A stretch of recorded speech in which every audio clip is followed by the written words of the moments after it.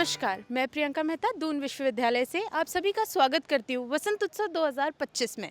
हर साल की तरह राजभवन में वसंत उत्सव का आरंभ हो चुका है।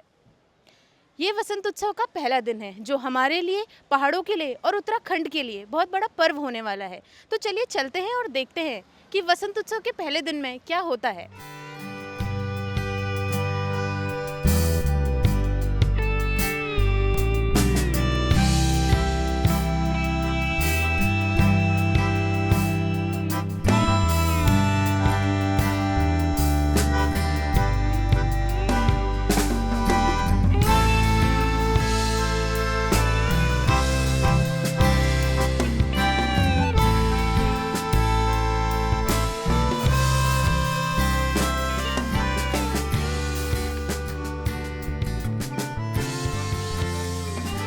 वसंत उत्सव 2025 का, और वो भी जब हमारे 25 साल उत्तराखंड ने पूरे किए हैं, सिल्वर जुबली मना रहे हैं।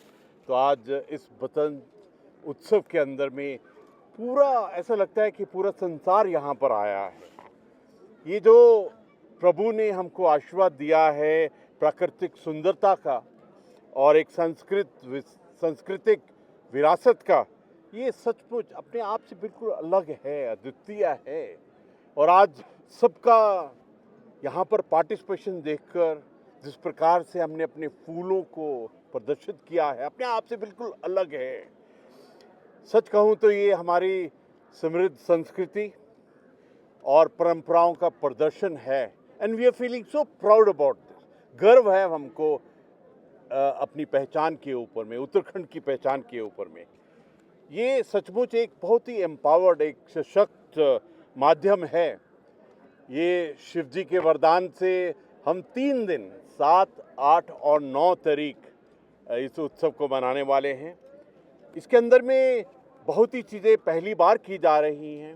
कंपटीशन, प्रतियोगिता, आर्टिफिशियल इंटेलिजेंस की एप्लीकेशंस, जितने भी विजिटर आएंगे उनकी गणना करना, उनका फीडबैक लेना, और बहुत ही मैं तो कहूँगा ये प्रभु का आशीर्वाद है कि 8 तारीख को वुमेंस डे भी है। और हमारी जो उत्तराखंड की महिलाएं हैं, बेटियां हैं, अपने आप से बिल्कुल अलग हैं। तो इस उत्सव के बीच में हम वुमेंस डे को भी सेलिब्रेट करने वाले हैं। आज एक चीज़ देखकर बहुत अच्छा लग रहा है कि दून यूनिवर्सिटी की हमारी जो बेटियां हैं वो इकट्ठा एक मीडिया के रूप में आई हैं। पिछले साल भी इन्होंने एकदम बिल्कुल आउटस्टैंडिंग काम किया था। इस बार भी पूरे समाज का पार्टिसिपेशन देखकर अपने आप से अलग लग रहा है। हमारा जो विकसित प्रदेश, विकसित भारत और जो पुष्प प्रदेश बनने का लक्ष्य है, लगता है कि हमारे सामने में हम अपनी आंखों से उसको देख रहे हैं। हमारा जो प्रदेश है सचमुच एक पुष्प प्रदेश है। हमारा हार्टिकल्चर, फ्लोरिकल्चर, हमारा स्पिरिचुअल टूरिज़्म, हमारा जो योगा, आयुर्वेद, वेलनेस सेक्टर है, ये पूरी दुनिया के लिए एक ऐसा अट्रैक्शन है कि पूरी दुनिया, पूरी मानवता उत्तराखंड में आकर इस चीज़ का अनुभव करना चाहती है, अनुभूति करनी चाहती है, दर्शन करना चाहती है इस चीज़ का।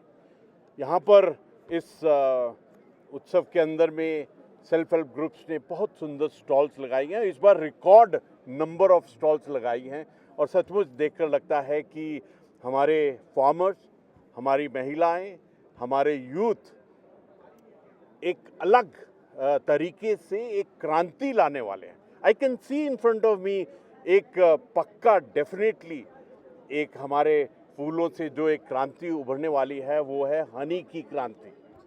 एक क्रांति है अरोमा की क्रांति, और तीसरी क्रांति है, जैसे मैं हर बार बोलता हूँ त्रिशूल में, तीसरी क्रांति हमारे पुष्पों की क्रांति है।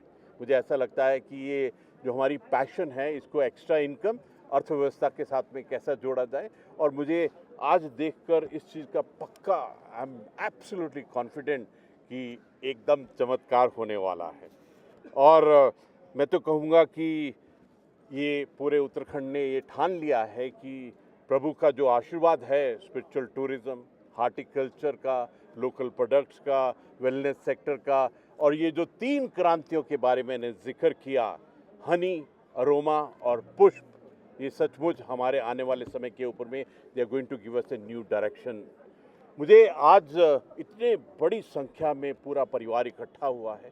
मैं आज के दिन पूरी दुनिया को, पूरी मानवता को, पूरे भारत को, पूरे उत्तराखंड को कहना चाहता हूँ कि ये जो उत्सव है 3 दिन का, आप आइए and you'll be absolutely amazed to see the quality of participation और जो हमारे पुष्प हैं। आप सबको बहुत बहुत शुभकामनाएं और जय हिंद।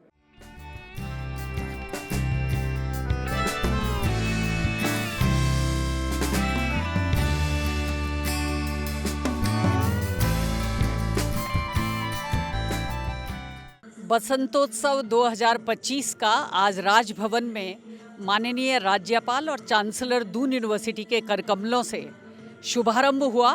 हमारी दून विश्वविद्यालय की school of media and mass communication की टीम अपने टीचर्स के नेतृत्व में इस पूरे कार्यक्रम को 3 दिन तक यहाँ पर कवर करेगी और मेरी उम्मीद है कि जैसा उन्होंने पिछले साल इसके हर एस्पेक्ट को कवर किया, इस समय वो विशेष रूप से माननीय राज्यपाल जी के निर्देशन में इसका आर्थिक पक्ष देखेंगे कि कैसे फूल उत्तराखंड की पूरी आर्थिकी को बदलने में सक्षम होते हैं। मुझे अपनी टीम से पूरी उम्मीद है कि वो पूरे प्रोफेशनल तरीके से इसको कवर करेगी और इसके इस एस्पेक्ट को हाईलाइट करेगी। इसका सौंदर्य बोध क्या है, इसका सोशल एस्पेक्ट क्या है, कल्चरल क्या है और बेसिकली इसका इकोनॉमी में कितना असर पड़ेगा। मेरी बहुत बहुत शुभकामनाएं दून विश्वविद्यालय की मास कम्युनिकेशन टीम को बसंतोत्सव 2025 की शुभकामनाएं।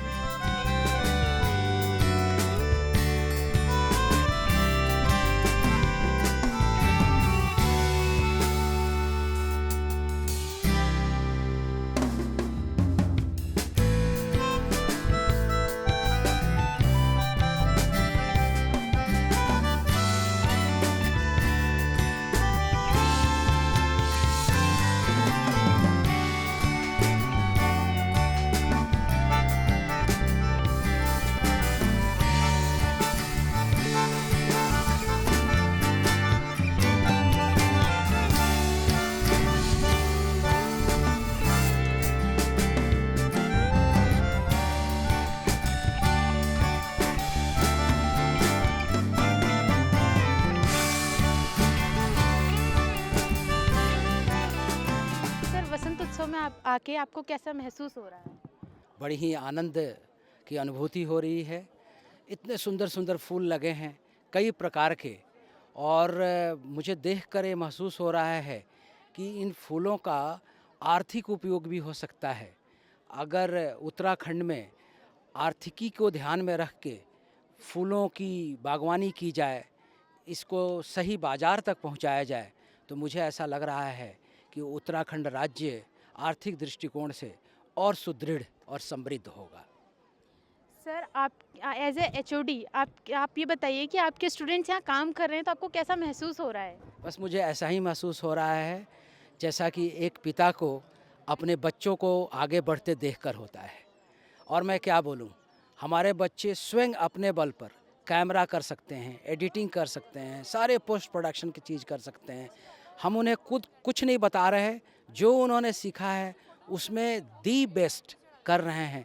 अब इससे ज़्यादा खुशी की बात एक एचओडी के लिए क्या हो सकती है।